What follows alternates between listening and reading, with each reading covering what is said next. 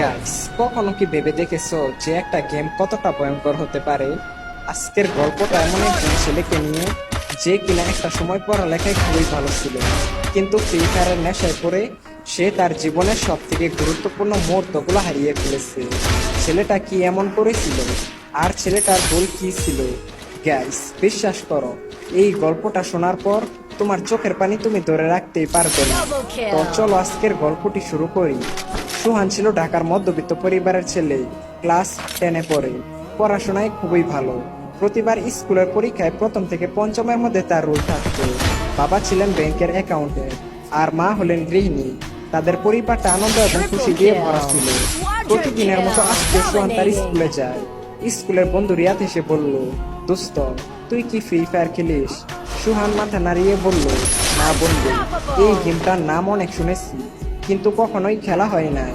এরপর রিয়াদ সোহানকে বলল, আরে ভাই, এই গেমটা একবার খেললে তুই যে কোন দুনিয়াতে হারিয়ে যাবি সেটা তুই নিজেই বলতে পারবি না। একবার গেমটা খেলা শুরু করলে আর কখনোই ছাড়তে পারবি না।